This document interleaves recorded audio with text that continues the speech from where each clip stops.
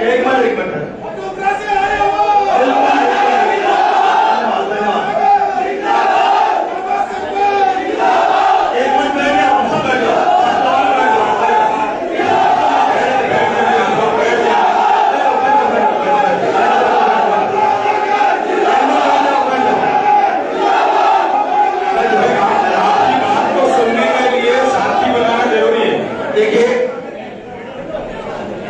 आज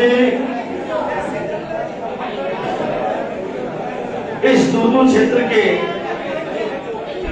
चाहे फागी हो, चाहे दूदू हो और चाहे मोजमाबाद, आज इतने नौजवान बच्चे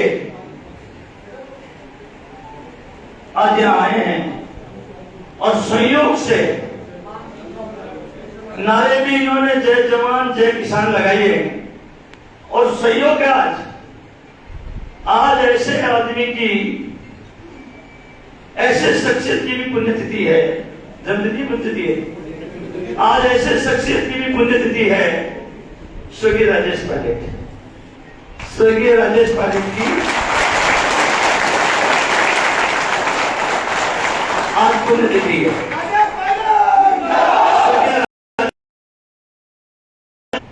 किसानों, इस मुल्क में चौधरी चरण सिंह, चौधरी देवीलाल जी, राजेश जी पायलट, सर छोटू राम, बलदेव, आज स्वर्गीय राजेश पायलट की भी पुण्यतिथि है। नौजवान बच्चे यहां पधारे हैं। मैं स्वर्गीय राजेश पायलट जी को भी नमन करना चाहूंगा और ये प्रणाम करना चाहूंगा, पुष्पांजलि अर्पित करना चाहूंगा आप सबके साथ, क्योंकि इस मुल्क में चौधरी चरण सिंह जी ने, स्वर्गीय इंदिरा गांधी जी ने, स्वर्गीय इंदिरा गांधी जी ने इस देश में करना चाहूंगा, स्वर्गीय राजेश पायलट ने एक बार हमारे प्रदेश में और हिंदुस्तान में पुरजोर तरीके से उठाई थी। जब हम बचपन में थे, कॉलेज में पढ़ते थे, जब छात्र राजनीति की हमने जमाने में बोला करते थे कि किसान की जो जमीन है वो इसकी संपत्ति है। किसान को महंगे दर पर तो साहूकार के पास चल जाती है। उस जमाने में वो आवाज उठाते थे कि किसान की जमीन की सात सीमा तय करी जाए। ये जो केसीसी का लोन, इतने बीघा पे इतने रुपए, केसीसी का लोन का कार्ड बन गया। बाद में देश में कॉन्सेप्ट आया, अब किसान को उसका जो केसीसी का कार्ड बन गया उसके अनुसार किसी भी बैंक में जाए, अब उसको सिर्फ 100 रुपए के पास जाने की जरूरत नहीं होती है, उससे वो लोन ले। और मैं पिछले कम से कम इस कार्यकाल में, पूरे 4 साल में, हर बार विधानसभा में जब कोई बजट पेश हुआ है, मैंने इस बात की बहुत पुख्ता वकालत करी है कि अगर किसान को भला चाहते हैं तो किसान के बुआई के आधार पर, किसान का लोन किस बात का है? जुताई, बुआई, बीज, कटाई, बीज, इसी बात का तो लोन है किसान। अगर सरकार ये फैसला करते देश में, राजस्थान में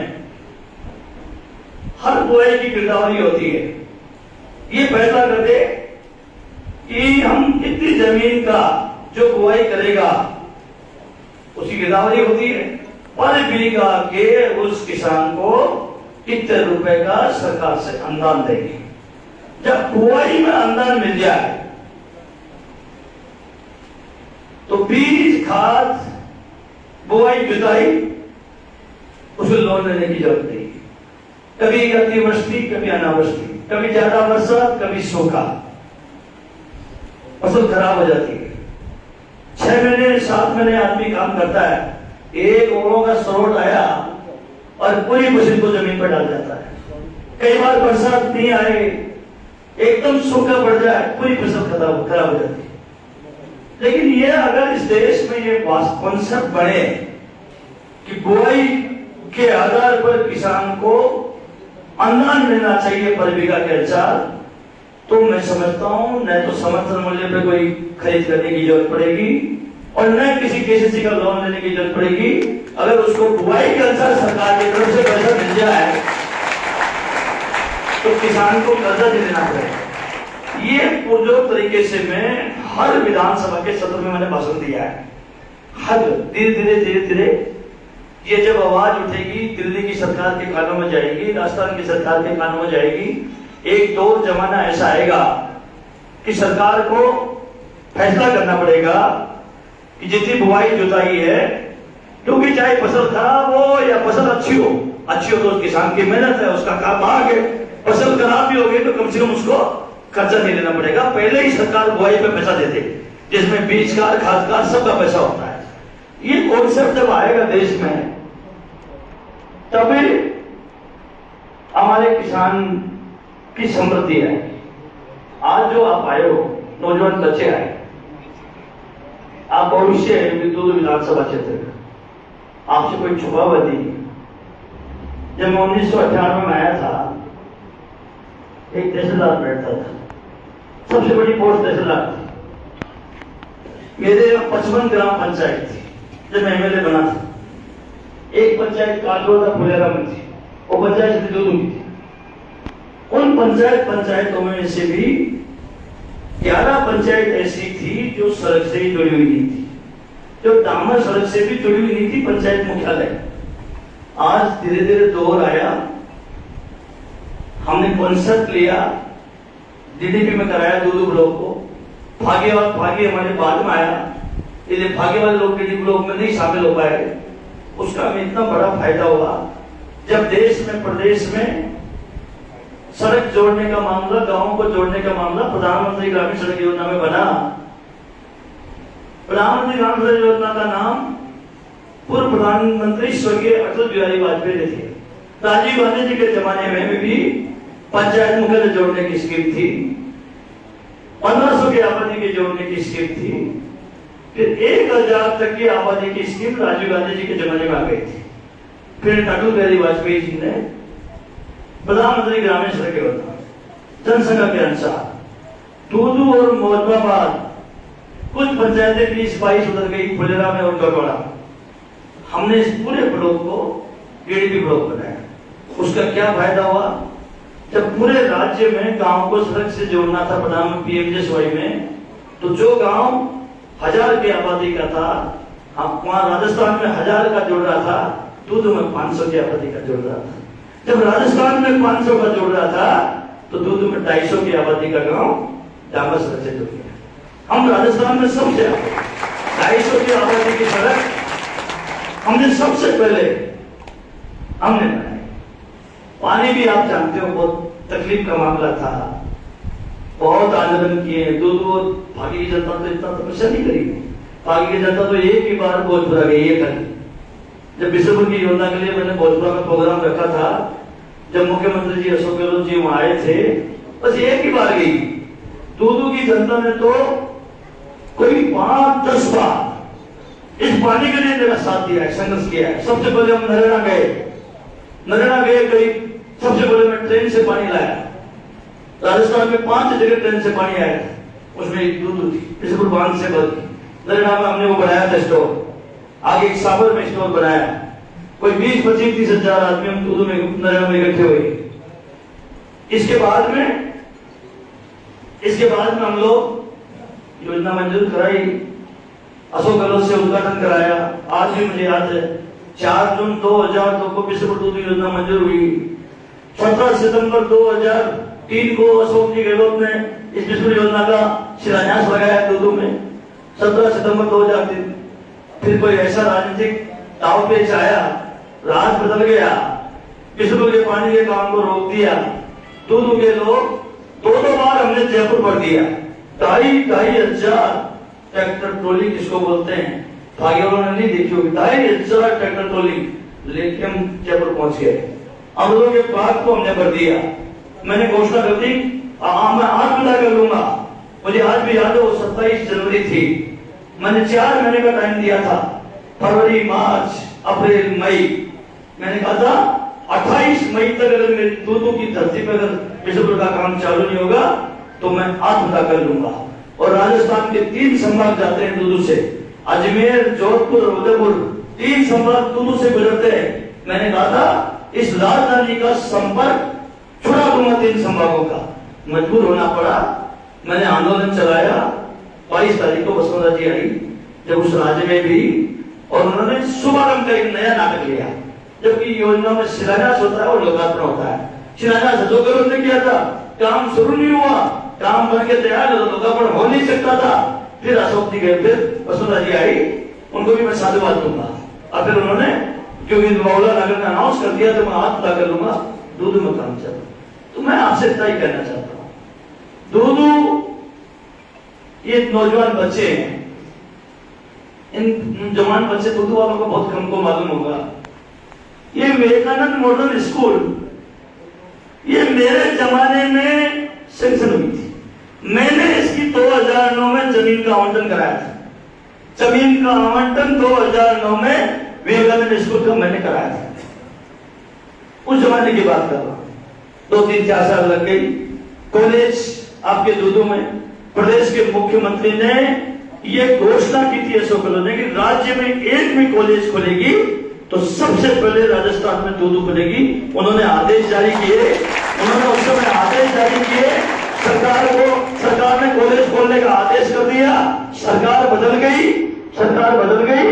इसके बाद भी वसुंधरा जी का मुख्यमंत्री बनी, फिर वो कॉलेज पेंडिंग हो गई। उपचुनाव हुए, स्वर्गीय साबरमती जाट हमारे एमपी थे, मिनिस्टर भी थे, मेरे साथी, मेरे भाई थे बड़े, मेरे उनके बहुत दिल का संबंध बहुत कम लोग जानते हैं। वो जब कभी पीएचडी के मिनिस्टर भी होते थे तो बाबूलाल नगर के एडम करते थे। बाबूलाल नगर 200 एडम, बाबूलाल नगर 150 एडम, जगह नहीं लिखते थे उसमें। जहां बाबूलाल नगर बताएगा वहां ठोकने हैं।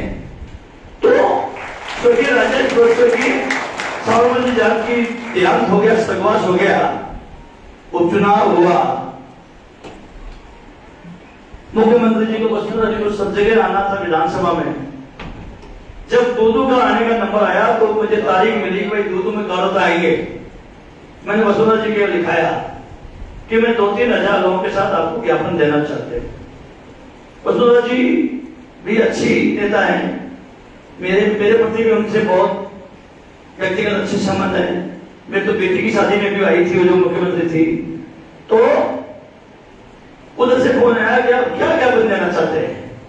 मैंने कहा मेरे पास वो कागज है जिसमें डिपार्टमेंट ने दूधू में कॉलेज खोलने के आदेश कर दिए और वो कागज मेरे पास है। आपको माफी मांगनी पड़ेगी कि ये कॉलेज, सरकार, मुख्यमंत्री बदल जाते हैं, कुर्सी भी बदलती है, सरकार ने जो फैसला किया उसको लागू करते हैं। आपने कॉलेज चालू नहीं करी, आपको माफी मांगनी पड़ेगी। उधर से फोन आया उनके पीए का कि आपको ज्ञापन देने की जरूरत नहीं पड़ेगी। मैंने कहा जरूरत कैसे नहीं पड़ेगी? बोला हम कह रहे ना आपको ज्ञापन देने की जरूरत है, आप आ जाना। ये बात चीफ मिनिस्टर वसुंधरा जी के ऑफिस से मेरे पास मैसेज आया। एक दिन पहले अजमेर में प्रोग्राम था, आप बच्चों को याद होगा, जवान बच्चों को। वसुंधरा जी वहां गई थी उस उपचुनाव के घोषणा से पहले, आचार संहिता लागू होने से पहले। तो वसुंधरा जी ने दूधू की कॉलेज की घोषणा अजमेर में करी। आप समझ लो, अजमेर में भाषण में करी दूधू की घोषणा। उन्होंने अजमेर के उस बड़ी सभा में दूधू की कॉलेज खोलने की घोषणा करी। अरे भाई दूधू की कॉलेज खोलने की घोषणा वसुंधरा जी ने अजमेर में करी। करना तो वसुंधरा जी को दूधू में था। जब दूसरे दिन प्रोग्राम उनका दूधू में गाड़ोता था, गाड़ोता में वसुंधरा जी ने प्रोग्राम रखा था, लेकिन वो तेज तर्रार महिला है, मेरी ताकत को भी जानती है और मुझे भी नजदीक से पहचानती है और मेरे प्रति उनका भाव भी बहुत अच्छा रहता है हमेशा से। तो उन्होंने जब मैंने टीवी में देखा कि वसुंधरा जी भाषण दे रही हैं और वो ये कह रही है कि दूध में भी हम सरकारी कॉलेज खोलने के आदेश करते हैं, तो मीटिंग वसुंधरा जी की दूसरे दिन उनको करना चाहिए था कार्यता में। बाद में मेरे समझ में आ गया कि मुझे वहां मुख्यमंत्री के ऑफिस से मिला था कि आपको ज्ञापन देना नहीं पड़ेगा। तो जब फिर उन्होंने कॉलेज खोलने की, कॉलेज के आदेश निकालने की वहां घोषणा करी। मैं आपसे एक ही बात करना चाहता हूं, नौजवान बच्चे हैं, कोई भी आदमी राजनीति में एमएलए बने, सरपंच बने, प्रधान बने, जो भी जीतता है, जो कांग्रेस पार्टी जीतती है, सरकार बनाती है, जो एमएलए जीतता है, हर एमएलए अपनी अपनी कोशिश करते हैं, लेकिन आपको समझना पड़ेगा ये दूदू 5 साल में एमएलए रहा तो मुझे लगता था कि मैं दूदू में कांग्रेस सरकार थी पहली बार 98 में, मैं कांग्रेस का एमएलए हूं। दूसरी बार एमएलए बना तो मुझे लगता था कि मैं कांग्रेस से एमएलए बना, लेकिन गरीबों का ज्यादा मुझे आशीर्वाद लगता है। तीसरी बार एमएलए बना तो तीसरी बार में मुझे लगा दूदू के आम आवाम ने मुझे आशीर्वाद दिया, और जब चौथी बार एमएलए बना तो मुझे लगा दूदू की तो बीजेपी भी बाबूलाल नगर की है और कांग्रेस भी बाबूलाल नगर की है। दूदू के तो सब लोग मेरा ये मकसद है। इसलिए मैं आपसे कहना चाहता हूं, आज आपकी अखबार में पढ़ा होगा फागी में हमने कॉलेज खोल दी, फागी में आपकी चालू कर दी हमने बिल्डिंग बनाना, फागी में उपजिला अस्पताल चालू करने वाला हूं, अंग्रेजी स्कूल आपकी फागी में 3-4 पंचायतों में खोल दी और 3-4 पंचायतों में फागी में और खोल रहा हूं अंग्रेजी स्कूल। दूदू में भी करीब 8-10 स्कूलों में और अंग्रेजी खोल रहा हूं। दूदू में सेंट्रल स्कूल भी सैंक्शन कर दी है, आपकी सेंट्रल स्कूल भी सेंट्रल हो। आपके पास अंग्रेजी की विवेकानंद स्कूल है, आपके पास केंद्रीय विद्यालय जब आएगी तो वो स्कूल भी हो जाएगी। एक ऑलरेडी आपकी कस्तूरबा गांधी विद्यालय अंग्रेजी की आपकी है। अभी भी आपके पास दूदू में 4-5 अंग्रेजी माध्यम की स्कूल है।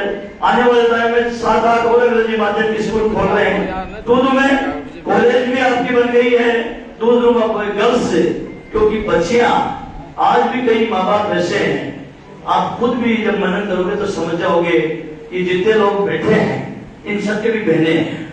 आज भी माँ बाप बहनों को कॉलेज भेजने में कंजूसी करता है, लड़के को कॉलेज पहले भेजता है, प्राइवेट स्कूल कॉलेज में भी भेज देता है कि ये तो मेरा टीका ही रहेगा, मुझे रोटी देगा, ये लड़की तो क्या करेंगे, चल जाएंगे। मैंने ये बात मुख्यमंत्री को कही, मुख्यमंत्री को मैंने कही तेरे कॉलेज है, तूने फागी में कॉलेज खुल गई, तेरे दूदू में कॉलेज है, अब तेरे को बालिका कॉलेज क्यों चाहिए? मैंने कहा बालिका कॉलेज मुझे इसलिए चाहिए, आज भी कई माँ बाप और जो एजुकेशन की कॉलेज है जहाँ लड़का लड़की साथ पढ़ते हैं वहाँ अपने बच्चों को नहीं भेजते हैं। वो कहते हैं जवान बच्चे को हम नहीं भेजे, बोलना हमारे बकुल हो जाए, आज जमाना खराब है। मेरी बात को पीड़ा को समझा उन्होंने और आज आपकी बिल्डिंग भी मंजूर कर दी उन्होंने, आपकी बालिका कॉलेज भी खोल दी। आज इसी रोड पर आपका उपजिला अस्पताल भी मैं इसी साल उसका भी शिलान्यास करूंगा, करीब 40-41 करोड़ रुपए का उपजिला अस्पताल का भी करूंगा। मैं तो आपसे एक ही बात कहना चाहता हूँ, ये विकास का पैसा मेरे पास कोई कमी नहीं, किसी का राज हो, बीजेपी के राज में मेरी दुकान ऐसी चलती है जैसी कांग्रेस के राज में चलती है। मेरा मामला अलग है, मेरा काम करने का तरीका अलग है, लेकिन नौजवान बच्चों के लिए आज मैंने खुद में, मेरी मंशा थी नौजवान बच्चों की, 5-6 जगह के बच्चे आए हुए हैं। एक बच्चे आए हुए हैं हमारे दूदू के बच्चे आए हुए हैं, दूसरा बच्चे हमारे हटूपा के आए हुए हैं, तीसरे बच्चे हमारे फागी के आए हुए हैं, हमारे मौजूदाबाद के भी थोड़े बहुत आए, कमाल करते हैं मौजूदाबाद। ये मौजूदाबाद अभी इनकी पहले मुख्यालय था, तहसील मुख्यालय, दूदू में तहसील नहीं हुआ करती थी, पहले दूदू तहसील थी, मुख्यालय मौजूदाबाद थी, मौजूदाबाद तहसील नहीं थी।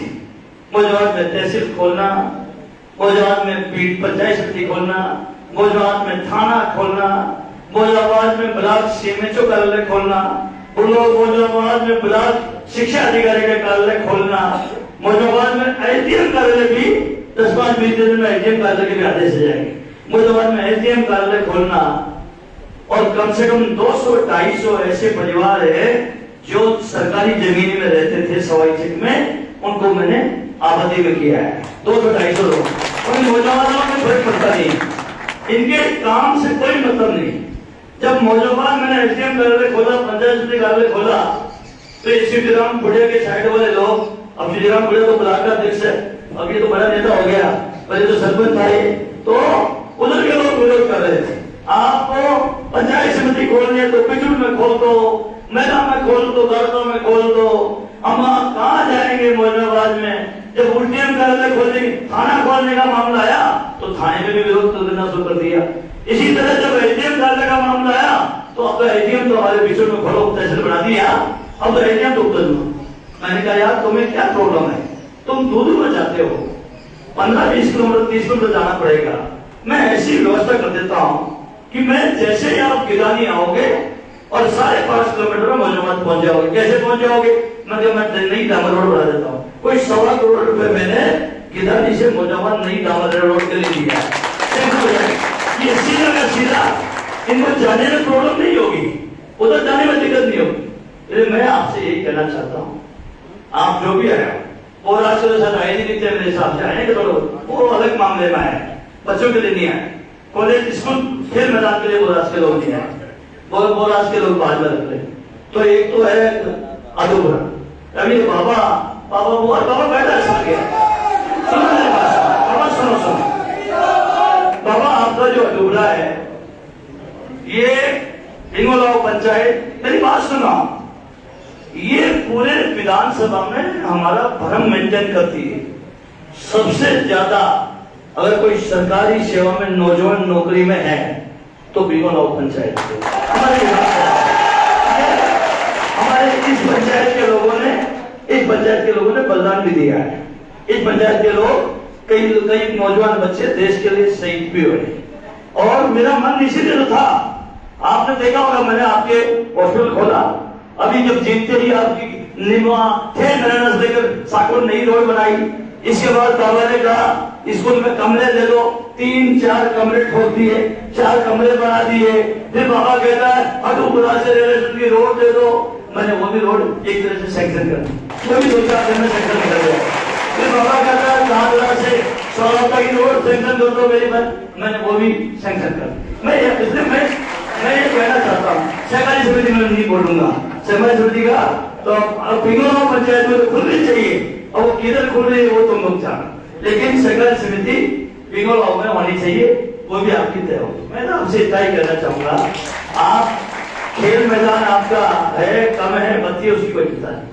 पहले फेज में 60 से 70 लाख रुपए आपके खेल मैदान के लिए देंगे।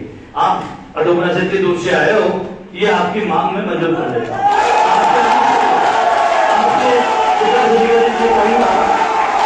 अडोबरा में खेल मैदान का प्रस्ताव बनाते हो। इसके बाद में अडोबरा के बाद में दूदू के लोग आए, दूदू के बच्चे वैसे फागी दूर से आए, फागी के नौजवान बच्चे। फागी ने, मैं आपको सच कहता हूं, ईमानदारी से कहता हूं, आत्मा से कहता हूं, भागी पंचायत ने मेरा इतना दिल जीता है कि मेरी जान भी मांगे भागी पंचायत, तो मैं पीछे नहीं, बोल ये मैं इसलिए कह रहा हूं, जब मेरा अच्छा दिन था तो लोगों ने मुझे मदद करी। मेरा जब बुरा समय आया लोगों ने मुझे जाल में फंसाया। जिस पार्टी को मैं मां कहता हूं, मेरा ही झंडा खोज देंगे, मेरा ही निशान खोज देंगे। मुझे सरेंडर में बोलना पड़ा क्योंकि मैं देख नहीं सकता था, एमएलए से तो बच्चे रह सकता था, लेकिन जो मैंने फैसले बांधे, जो मैंने नरेगा के जॉब कार्ड बांधे, जो मिशन की योजना लाया, उन 5 स्कूलें खोली, 126-27 स्कूलें जो हमने खोल के कम मकान बनाए, बिल्डिंग बनाए, इस विधानसभा की बंद कर दी। 126-27 स्कूलें जिनमें बिल्डिंग बनी हुई थी, जिनमें मास्टर लगे हुए थे, मर्ज करने के नाम पर उनके सबके ताला लगा दिया। 20-22 स्कूल खोल पाया हूं वापिस, मैं भी वापिस संघर्ष करूंगा, 10-20 स्कूल और वापिस चालू कराऊंगा। तो मैंने देखा 40-45 साल के लोगों की मैंने पेंशनें बांधी।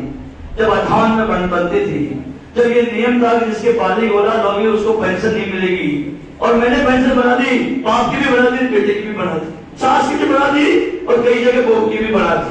और वो नियम में था कि बालिग औलाद हो तो पेंशन नहीं मिलती। लोगों की हजारों पेंशन बंद हो गए। 8 बीघा से ज्यादा गेहूं वालों को गेहूं नहीं मिलेगा। मैंने नौशल सेल चालू कर दिया। ये नौशल सेल बाप दादाओं की जमीन है, मैंने इनके तर्क दिया है एसडीएम बेटेदारों, इस जमीन पे बताओ पोता पोती का नाम हिस्सा है कि नहीं। अगर बाप से जमीन आई है तुम रजिस्ट्री कर सकते हो क्या? जिसके नाम से नहीं कर सकते, उनकी सहमति मांगते हो तो फिर उनका हिस्सा का उनका हिस्सा है ना इसमें। नौशल शेयर पूरे राजस्थान में सबसे पहले तूनू से शुरू कराया। पेंशन योजना सबसे पहले तूनू से शुरू कराया। और ये जो गेहूं बांटने वाली योजना सबसे पहले तूनू शुरू कराया। ऐसे ही 10% आरक्षण आया था। 10% आरक्षण आया है तो ये केंद्र सरकार ने लागू किया था ईडब्ल्यूएस का 10% आरक्षण। जो सवर्ण है, जो गरीब लोग हैं, इस राजस्थान में सबसे पहले मैंने ईडब्ल्यूएस के प्रमाण पत्र बनाने का दूध में कैंप लगाया, भागी में कैंप लगाया, मौजूदाबाद में कैंप लगाया। आज मैं अशोक गहलोत जी ने ये सारे राइटर खत्म किए, सारे राइटर खत्म किए। पहली बार राजस्थान में मैंने कैंप लगाया। मैंने मुख्यमंत्री को कहा कि आपके राइटर के बिना न तो पेंशन आती है न ये होता है। उन्होंने उस समय फिर राइटर खत्म किए, इसी डब्ल्यूएच के भी खत्म किए और हमने शुरू किया। इसलिए मैं समझता था जो मेहनत करके मैंने खड़ा किया, जब आत्मदाह करने तक की बात आ गई, जब मैं चुनाव लड़ रहा था तो निपरे गांव में दूध में 148 गांव में से एक बूंद पानी नहीं आ रही थी। फिर मैंने संकल्प लिया मत आओ पानी नहीं आ रहा, अब मैं योजना बनाऊंगा और हर घर में टूटी लगाऊंगा। ये जल जीवन मिशन योजना तो मोदी जी ने मेरे से 6 महीने बाद इस देश में लागू करी है। मैंने तो मुख्यमंत्री से बजट घोषणा में 2018 में 19 में 18 में घोषणा करा दी कि दूध भागी मौजूदाबाद में हर घर में टूटी लगाई, हर घर में पानी टूटी लगाई। बाद में मिशन में लिया। तो मैं आपसे कहना चाहता हूँ, भागी के लोगों ने जो आप मुझे ये खेल मैदान की पहले भी खेल मैदान आपका शानदार हो गया, दोनों स्कूलें आपकी शानदार हो गई। अब आपके पास वो अंग्रेजी स्कूल वाला खेल मैदान बाकी है। और कोई खेल मैदान तो मुझे बताओ कि अलग से कोई बाकी है, इसके अलावा कोई और है?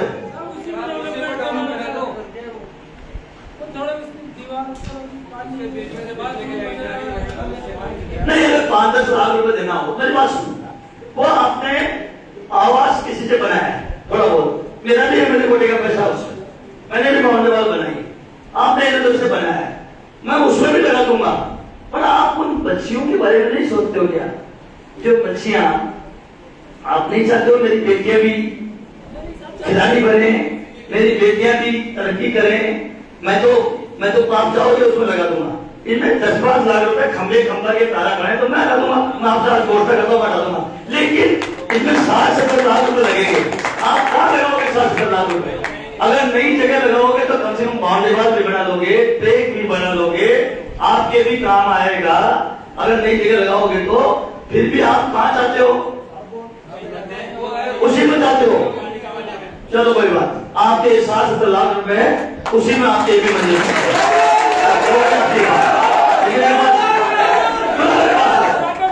अरे बात सुनो, एक मिनट और ना बता दो, खड़े हो और ना बता दो, एक मिनट बात सुनो, एक मिनट मैं तो सही यार।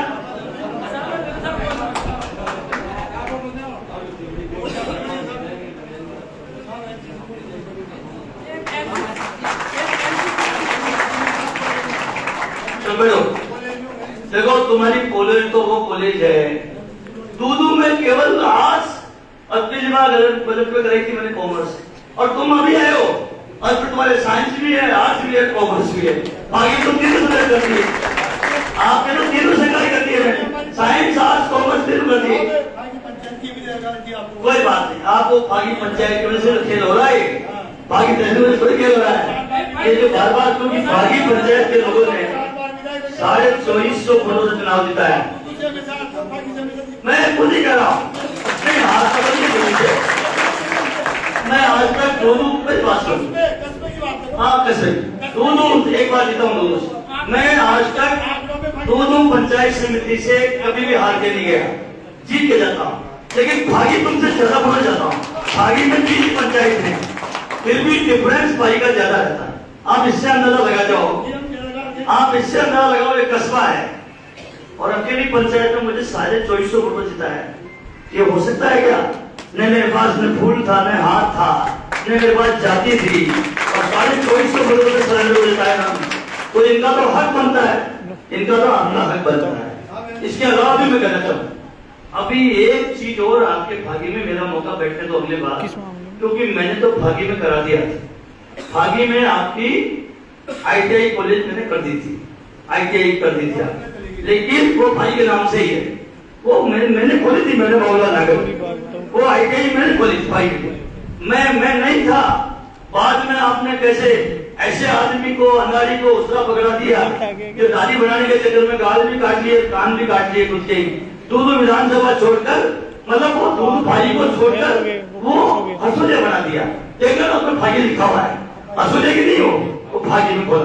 पर फिर भी मैं चाहता हूँ एक अलग से भागी में दोबारा संघर्ष करेंगे। एक ITI क्योंकि टेक्निक ये भागी में खोल दी। आपकी बात करता हूँ, बैठ सही, एक मिनट सुन रहा हूँ, बैठा तो नहीं मैं आपकी बात बिना आपको देखते ही समझ गया।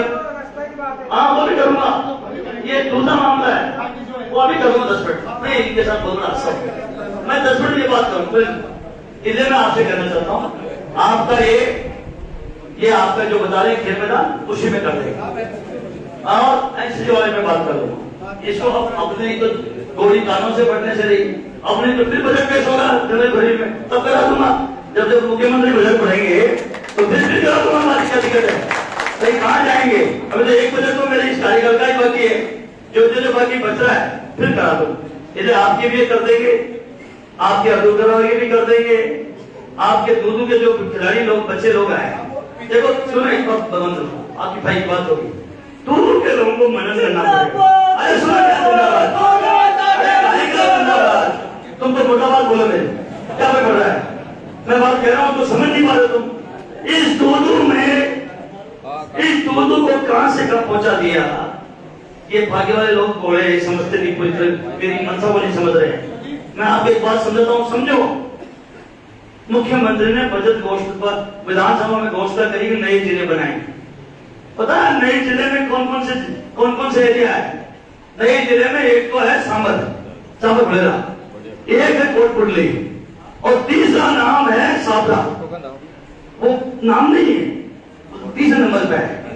जब मैंने देखा नया जिला बनाने की बात कर रहे हैं और दूधू को सामर में लगा देंगे, भागी को सामर में लगा देंगे, तो इससे तो बढ़िया हमारा जयपुर जिला रह जाए।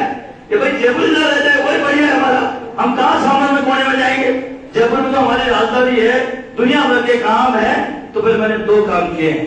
एक काम तो ये किया है कि या तो सामर भी जिला नहीं बने और बने तो केवल दूधू बने, सामर जिला नहीं बनना चाहिए। सामर बन गया तो भागी और दूधू को समझ आना पड़ेगा। मैंने इसलिए आवाज उठाई है। मेरे लिए तो जयपुर भी वही बात है। मैं तो सर हाईवे है, अगर नहीं भी बने तो जयपुर आ जाए तो कोई दिक्कत नहीं। इसलिए आप विरोध कर रहे थे आपके लोग, मैं तो यार जयपुर ठीक से नागर करे खाजा में पड़ गए जैसे माने ये भागे वाला कह रहे अल्लाह मजा लगा चारों तरफ। अरे भले आदमी हो, तुम खुद ही फैसला करो, तुम सांभर जाना चाहते हो, दूधू जाना चाहते हो? तुम सांभर जाना चाहते हो या दूधू जाना चाहते हो? इसलिए जिला नहीं बने तो कोई दिक्कत नहीं, बने तो दूधू बने। ये बात आपको समझनी चाहिए। इसलिए इस बात का अर्थ समझना चाहिए।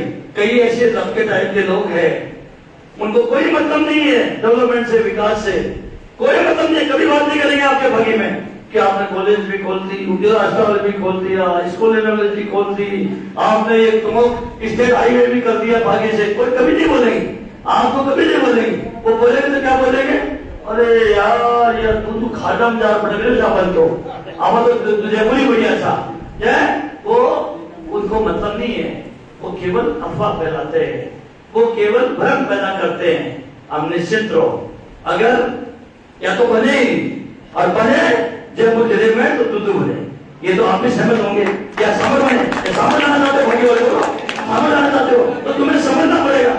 ऐसे ही बेवकूफ लोग चर्चा करते हैं और उनके बैकग्राउंड में वो अफवाह फैलाते हैं। आपको इन अफवाहों के बारे में समझना चाहिए, आपको मनन करना चाहिए। इसलिए मैं आपसे कहना चाहूंगा, दूधू के लोगों से इसलिए कहना चाहूँ, क्या मेरी जान निकाल के तुम्हें दूं? तुम्हें पता ही नहीं है। अरे भाई, दूधू से दलेना ऐसा रोड नहीं था, दूधू से मालपुरा ऐसा रोड नहीं था, दूधू से मुर्दाबाद भागी ऐसा रोड नहीं था। थोड़ी सी हवा आती थी, नालियों में से, कचरे में से कागज उठता था, सीधे दुकानों में घुसता था। ये सारा कॉन्सेप्ट, सीमेंट सड़कें बनाना कस्बे में, चारों तरफ ये बनाना, ये सब मेरा कॉन्सेप्ट है। जब मैं पहली बार यहाँ चुनाव लड़ने आया था, पहली बार एमएलए का चुनाव लड़ा था, एक बिंदाल भी रोड नहीं थी दूधू। केवल मौजूदाबाद में गंभीर मंत्री के घर के पास एक गली में 150 मीटर सीमेंट सड़क थी, केवल मौजूदाबाद उस जमाने में। इन मौजूदाबाद में नहीं पता होगा, उसके बाद तो दोबारा बना दी कई बार। कहीं भी सीमेंट सड़क का नाम नहीं था इस दूधू कस्बे में पड़े। आपको समझना पड़ेगा बेटो, आपको जो आपका भला चाहे, जो क्षेत्र का विकास कर सके, जो क्षेत्र में की आवाज ऊंची उठा सके, आपके नौजवानों का भविष्य उज्जवल कर सके। अब आने वाले टाइम में आपको पता है, ये जयपुर की सारी फैक्ट्रियां इस दूधू तरफ आ रही है। ये इंडस्ट्रियल हब हो रहा है दूधू। अभी तक किधर तक तो भर गया, बाकी के साइड तक तो इंडस्ट्रियल से भर गया, कबरा से आगे तक। और एक सेंट्रल स्कूल, आपके विवेकानंद, आपके कस्तूरबा, आपके दूसरी सरकारी कॉलेज, आपके कन्या महाविद्यालय, धीरे धीरे धीरे धीरे अब आपके यहाँ ये हो रहा है। मैं आपसे तय करना चाहता हूँ, दूधू पंचायत के लोगों को मेहनत करना चाहिए। कहाँ से शुरू हुआ? ये दूध से शुरू हुआ। पूरे हिंदुस्तान का आधार कार्ड दूध से शुरू हुआ। और दूधू में आप लोगों को पता ही नहीं है कौन से माँ के पेट से बीजेपी पैदा हुए हो कि कांग्रेस में पैदा हुए हो। अरे जो काम करता है, तुम्हारे लिए मेहनत करता है, तुम्हारे लिए, तुम्हारे गांव का नाम रोशन करता है, तुम्हारे लिए विकास की नए आयाम पैदा करता है, वो चाहे बीजेपी का है चाहे कांग्रेस का है, करना से करना बेटा के साथ हो ना उसका। तो अगर तुम भला नहीं चाहते हो अपने बच्चों का, भला नहीं चाहते अपने भाई बहनों का, आपको साथ देना चाहिए, उन लोगों का समझना चाहिए। मैं तो आपसे कहूं कि दूधू मेरा मुख्यालय है और मैं जिला बनाने की बात भी कर रहा हूँ, इसलिए आपने खेल मैदान तो मुझे बनाना ही है, आप निश्चित हो। लेकिन 60-70 लाख से दूधू का खेल स्टेडियम नहीं बनना है, बहुत कम पैसा है। 60-70 लाख तो मैं आपको दे ही रहा हूँ, 20-25 लाख पहले भी दे दिया। लेकिन मैं आपसे कहना चाह रहा हूँ, आप नौजवान बच्चों में परिवर्तन लाई। यहाँ का एमएलए डफोल है, आपकी वकालत नहीं करता है, आपके क्षेत्र के विकास की आवाज नहीं उठाता है, आपके विकास के लिए सरकार को मजबूर नहीं करता है, तो बावला नगर को एक वोट भी मत दो। लेकिन यहाँ का एमएलए आपका फ्यूचर सोचता है, आपके फ्यूचर के लिए काम करता है, तो फिर पार्टियां नहीं होनी चाहिए, जजा के मदद करनी चाहिए, जजा के उसको सहयोग करना चाहिए। तुम्हारा भला कैसे होगा, तुम्हारा विकास कैसे होगा, तुम्हारा विकास कैसे होगा जब आज धीरे धीरे कॉन्सेप्ट चारों तरफ। आप कुछ सोचो, पर तो छोटा सा गांव के लोग हैं, सांबर वाम्बर किसी जमाने में बहुत पुराना कस्बा है, सांबर ऐतिहासिक कस्बा है, राजा महाराजा के टाइम से विरासत हुआ करती थी। वहां भी लड़कियों की कॉलेज नहीं है, चौमेर में लड़कियों की कॉलेज नहीं है, 400 में लड़कियों की कॉलेज नहीं है, हमारे यहाँ बबलू में लड़कियों की कॉलेज नहीं है। हमारे ये दूधू में कॉलेज होते हुए, कॉलेज होते हैं, सरकारी कॉलेज होते हुए, मुझे मुख्यमंत्री ने कहा यार तेरे सरकारी कॉलेज दूधू में है, सरकारी कॉलेज भागी में है, ये तो कौन से लड़कियों कॉलेज का पता लगा है मेरे को। मेरे में राजस्थान का मुख्यमंत्री को दूधू का मुख्यमंत्री थोड़ी हूँ, मुझे तो सब राजस्थान में वो भी कॉलेज खोलनी है। मैंने कहा ये दूधू की कॉलेज नहीं है, ये कॉलेज 4-5 विधानसभाओं की है।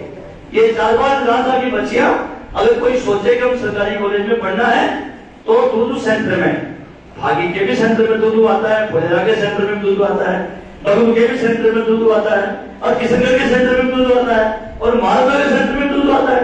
वहां तो अगर 2 मिल तो ज्यादा दूरी पे दूधू नजदीक है। तो मैंने कहा ये कॉलेज हमारी एक विधानसभा की थी। ये कह के तो मैंने आपका पूरे राजस्थान में, पूरे हिंदुस्तान में किसी एक विधानसभा में तो जिला अस्पताल नहीं है, उपका और जिले में कोई अंतर नहीं है, तो ये एक ही होता है। अब एक विधानसभा में 2 हॉस्पिटल कर दिए, दूधू में कर दिया, भागी कर दिया। मैंने बजट में मुख्यमंत्री से कहा कि दूधू में नहीं खुला रहा हूं मैं, ये राजस्थान के 3 संभाग के लोग इधर से गुजर के जाते हैं, किसी का भी एक्सीडेंट हो जाता है, एक्सीडेंट नहीं देखता है अजमेर का है, जोधपुर का है, उदयपुर का है, और अस्पताल बेड में नहीं है, जब कोई पहुंचते पहुंचते आदमी मर जाता है। इसलिए मुख्यमंत्री जी आपको तूतू में अस्पताल, जिला अस्पताल खोलना ही चाहिए। उनके समझ में आया, कई लोग नाराज हो रहे हैं, चलो कहीं नहीं है जिला अस्पताल, अपने आसपास 2-4 तहसीलों में, 2-4 पंचायत समितियों में, 2-4 विधानसभा में उन्होंने तूतू में अस्पताल खोला। और भागी में मैंने कहा ये भागी के लिए नहीं मांग रहा हूँ, ये तो जयपुर भीलवाड़ा के लिए मांग रहा हूँ। भीलवाड़ा के लोग इधर से जाते हैं और भीलवाड़ा के लोग एक्सीडेंट हो जाए तो उनको याद हो जाए, कहाँ ले जाए, कहाँ ले जाए, तो जयपुर जाए, जयपुर मर जाता है। इसलिए आपको भागी बोलना पड़ेगा। आप तो खुद सोचो, एक विधानसभा जहाँ एक तहसील हुआ करती थी पूरी विधानसभा में, आज मेरे पास 3 एसडीएम कार्यालय हो गए, 3 पंचायत समिति हो गई मेरे पास, 3 तहसील हो गई मेरे पास, 3 उप तहसील हो गई मेरे पास। आपको समझना पड़ेगा, 3 तहसील, 3 पंचायत समिति, 3 एसडीएम कार्यालय, 3 उप तहसील कार्यालय, 3 हो गए मेरे पास ब्लॉक शिक्षा कार्यालय, 3 हो गए मेरे पास ब्लॉक चिकित्सा कार्यालय, 3 हो गए। एमएलए कौन है? 1 है। इसलिए मैं आपसे कहना चाहता हूँ, नौजवान बच्चों को, आपके उज्जवल भविष्य के लिए, आपके पास जगह अगर और ज्यादा होगी तो इसके बाद भी सेकंड फेज में मुझे ऐसा लगेगा 10-20 लाख रुपए इन स्टेडियम और इन खेल मैदानों के लिए और देने की जरूरत है, तो मैं 20-20 लाख रुपए मेरे कोटे से और दे दूंगा। मैं चाहता हूँ कम से कम हमारे बच्चे, नौजवान बच्चों के लिए रिहर्सल करने के लिए, तैयारी करने के लिए ऐसे ही बनाए। अभी तो मुझे 18 जगह मुझे गार्डन डेवलपमेंट करना है। तो में हर पंचायत समितियों में 6 जगह गार्डन बनाने का, चाहे सरकारी जमीन है चाहे कोई और जमीन है, कभी भी कोई सार्वजनिक प्रोग्राम हो, कस्बे के नजदीक हो, 6 जगह, चाहे गौचर हो चाहे सवाई जगह हो, जो भी गरीब गार्डन डेवलप करने का, ये भी मैं भी प्रस्ताव दूंगा। ये भी जल्दी सेंक्शन कराऊं। एक पंचायत समिति में 6 जगह, आपके नजदीक जहां भी होगा वो भी मैं लिस्टें बना रहा हूँ। आप बच्चे इतनी ताकत से आए, मैं तो आप सबको एक ही बात कहना चाहता हूँ, मैंने सपना देखा है, 1.25 साल में मुझे हर घर में टूटी पहुंचानी, हर घर में पानी टूटी पहुंचानी। जल जीवन मिशन बाद में आया है, पहले बजट घोषणा आई है मुख्यमंत्री की, पहले मुख्यमंत्री की बजट घोषणा आई, जिसमें दूध भागी मौज आवास के 233 गांवों के हर घर में टूटी। और जल जीवन में नाम ही लगे हैं, जल जीवन मिशन का मतलब समझ रहा, सरकार, राज्य सरकार सैंक्शन करो, आधे पैसे पहले राज्य सरकार दे, फिर उसमें आधे पैसे केंद्र सरकार देगा। कहां देगा? जहां राज्य सरकार सैंक्शन करेगी उसमें केंद्र सरकार देगा। इसलिए केंद्र सरकार भी हमारी ये देश की है, राज्य सरकार की बीमारी है। इसलिए मैं आप नौजवान बच्चों को एक बात कहना चाहता हूँ, आपसे मैं निवेदन करना चाहता हूँ, आपको ये लगे कि बाबूलाल नागर जैसा कामचोर आदमी, गलत आदमी, भ्रष्ट आदमी, लापरवाह आदमी, अंगूठा छाप आदमी, अगर ये विकास को रोकने वाला आदमी अगर आपकी आत्मा में जल जाए तो आपको भगवान की कसम मुझे एक वोट मत देना। अगर आपकी आत्मा में जल जाए और आपकी आत्मा में लगे कि बाबूलाल नागर हमारे बच्चों का भविष्य का प्रयास करने वाला व्यक्ति है, हमारे क्षेत्र का भला करने वाला इंसान है, हमारे क्षेत्र को आगे बढ़ाने वाला इंसान है, तो फिर भूल जाओ कांग्रेस बीजेपी की बात, भूल जाओ कांग्रेस की बात। फिर आपको कंधा से कंधा मिला के मुझे साथ देना पड़ेगा, कंधे से कंधा मिला के साथ देना पड़ेगा। मैं आपको यही विश्वास देता हूँ, मैं यही आपसे कहना चाहूंगा, आपके उज्जवल भविष्य के लिए एक बात जरूर देखता हूँ, कितना ही मेरा विरोधी हो, जबरदस्त मेरे चुनाव में मेरे प्रचार करने वाला आदमी हो, उसकी आंगली हो जाती है। कोई मोटरसाइकिल पकड़ता है कहीं जयपुर पर कहीं भी, तो पहला फोन मैडम मुझे करता है, पहला फोन मुझे करता है वो, और किसी को फोन नहीं करता है कि पहला फोन उसका मेरे पास आता है। अरे कहीं बात होगी, अरे साहब मेरी गाड़ी पकड़ ली साहब, देखो बेटे को कोई तकलीफ आती है रात बरात भी, तो पहला फोन मुझे करता है। वो भी मुझे करता है जो मुझे वोट नहीं देता है, मुझे हराने के लिए जोर लगाता है। उसको भी यही पता है कि काम आएगा तो बाबूलाल नागरी आएगा, दूसरा काम नहीं आएगा। कोई बात को समझता है, कोई बात को मनन करता है। मैं आपसे इतना ही कहना चाहता हूँ, मेरा इतना ही निवेदन आपसे, इतनी तादाद में और तो कोई पंचायत के बच्चे नहीं है, थोड़े तो बच्चे धन्यवाद भी करूंगा भाई, ये भी घोषणा कर दी है। और तुम बोलो मैं सामान्य नहीं, क्या जान दोगे मेरी? एसडीएम दे दिया, वीडियो दे दिया, थाना दे दिया, ब्लॉक शिक्षा अधिकारी दे दिया, ब्लॉक शिक्षा अधिकारी दे दिया, आपके नई नाम रोड दे दी, फिर मुलाकात क्या लोगे आप मेरे से? आपके लोगों के फर्क ही नहीं पड़ता है, आपके लोगों को फर्क ही नहीं पड़ता, कुछ भी करता आपके लिए। भैया थोड़ी सी जागृति लाओ, मुझे आवाज भी आपकी करें, मुझे आवाज भी फाइनल घोषणा कर रहा हूँ आपके देने को। अब यहाँ 4-5 पंचायतों के लोग हैं, 4 पंचायतों के लोग हैं, दूधू के लोग हैं, बिंगलाव के अडोरा के बिंगलाव के लोग हैं, भागी के लोग हैं, मौजाबाद के लोग। अब तो चारों ही पंचायतों में ये 60-60, 70-70 रुपए हो रहे हैं, ये भी दूंगा और इसके बाद 20-20 लाख रुपए तो एमएलए को डेमोर से दूंगा। 20-20 लाख रुपए बच्चों के लिए अलग से और दूंगा बाद में, एक जगह। इसलिए मैं आप नौजवान बच्चों को यही कहना चाहता हूँ, मैंने भी सपना देख रखा है बच्चों को। मैं 4 बार चुनाव लड़ा, 4 बार क्यों जीत गया? आप में से बहुत से लोग मुझे बहुत जोर लगाते हो, पर नहीं जोगाड़ बैठता। आप बेटे नहीं जोर लगाते होंगे, पर नहीं जोगाड़ बैठता। मैं घर में बसा हूं, 7 माह 7 गांव पटे, कोई माई गल है, कोई नट है, कभी कौन सी नट जाए, कभी कौन से गाल दे, कभी कौन सा उचक जाए, कभी कौन सा दे दे। बड़े बड़े नेताओं की जमीन खिसक जाती है, जमीन देखते तो जमीन फट जाती है उनकी, वो देखते सोच के वोट आए कहां से? और आप तो थोड़ा जोर लगाया था, कोई जी की गुंदरी हो जो पेटी में वोट आया ही गरस, अदला वोट गरस। ये आपको समझना पड़ेगा। आप भला चाहते हो, जिस दिन आपको लगे मैं आपका भला करने वाला, इस क्षेत्र का भला करने वाला एमएलए नहीं हो, तो मैंने आपको कसम दिला दी, मुझे एक वोट भी मत दे। लेकिन मैं अगर इस क्षेत्र का भला करने में सक्षम हूं या प्रयास करता हूं या योग्यता रखता हूं, तो आंख बंद करके नौजवानों को मुझे साथ देना चाहिए, आंख बंद करके नौजवानों को मुझे साथ देना चाहिए। ये मैं आपसे प्रार्थना करना चाहता हूं। आप जैसे आज स्वर्गीय राजेश पायलट जी की फोटो नहीं है शायद कोई यहाँ है, तो हम पुण्यतिथि का नहीं है शायद, कोई बात। स्वर्गीय राजेश पायलट, कोई बात, स्वर्गीय राजेश पायलट जी की पुण्यतिथि के लिए मैं उनको पुष्प अर्पित करता हूँ, याद करता हूँ, नमन करता हूँ, भगवान से प्रार्थना करता हूँ कि उन्होंने जो देश के गरीबों और किसानों के लिए सोचा, ऐसे हमारे देश के सब नेताओं को सोचना चाहिए। यही मैं भगवान से प्रार्थना करता हूँ। आप सब आए और जब मैं आपकी सुनूंगा, ये 10 सुनाई करूंगा। अभी ये बच्चे सब निकल जाएंगे यहाँ, 10-20-30 बच्चे, ये 3-4 जो बच्चे आए ना, ये सब निकल जाएंगे। इसलिए मैं आपसे यही कहना चाहता हूँ, बस आपसे मेरी यही प्रार्थना है, मैं आपका भविष्य चाहता हूँ। हर बच्चा मेरा है, हर व्यक्ति मेरा है। अगर मेरा नहीं होता तो कोरोना इतनी बड़ी महामारी आई, मैं कैसे इतनी जान चाहता? एक आदमी को मैंने भूखा नहीं सोने दिया। 6-6.5 करोड़ रुपए के खाने के सामान बांटना, मांस बांटना, 10 वर्षों में हरिद्वार भेजना, 250 लोगों को जोरी भला भला 21-21 हजार रुपए देना। और अभी मैंने एक अभियान चलाया था, मैंने नौजवानों, संबल अभियान। ये संबल अभियान क्या है? जो भी सरकार की योजनाओं में जिनमें लोगों को लाभ नहीं मिल रहा है, किसी का गेहूं बंद हो गया, किसी की पेंशन बंद हो गई, किसी का विकलांग सर्टिफिकेट नहीं मिल रहा, मैंने 3 तो अभी विकलांगों को सर्टिफिकेट बनाने के लिए कैंप लगाया, 6 कैंप लगा चुका हूं मैं। और फिर मैंने सोचा, हर जगह शिकायत आ रही है, 300 रुपए मांग रहा है, 400 रुपए मांग रहा है, खाद्य सुरक्षा में जोड़ने के 500 रुपए मांग रहा है। मैंने कहा कितने रुपए लगते हैं? बोला 50 रुपए लगते हैं। खाद्य सुरक्षा में फार्म में 4 फार्म आते हैं, एक फार्म में 1 रुपए प्रोटेस्टेड का लगता है। मैंने सोचा पूरी दूधू विधानसभा 233 गांव में 60 पंचायत है, 1 महीना और 10 दिन में सारे दूधू विधानसभा में जो ई मित्र है उसका सबका पैसा मैंने मेरी जेब से दिया, एक भी व्यक्ति का पैसा नहीं लगने दिया। और मैंने कहा जिसने पैसा दे दिया ई मित्रों ने 20 मार्च से लेकर 30 अप्रैल तक, अभी भी बता दो, उसका बाप वापस देगा, उसको सस्पेंड कराऊंगा, उसके खिलाफ कार्रवाई कराऊंगा।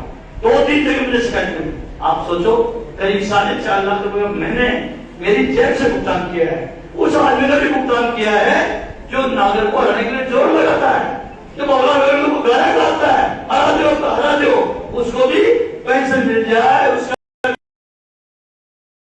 योजना का लाभ मिल जाए, उसका पैसा भी मैंने दिया है। ये कैसे दिया है, क्यों दिया है, मैं जानता हूं। ये कहीं भी कोई माँ के पेट से निकलकर कोई पार्टियों का निशान लेके नहीं आता। जिसका भला करेंगे, जो सोचेगा, एक बार नहीं सोचेगा, दो बार नहीं सोचेगा, तीन। मैं कोरोना फोन करता हूँ।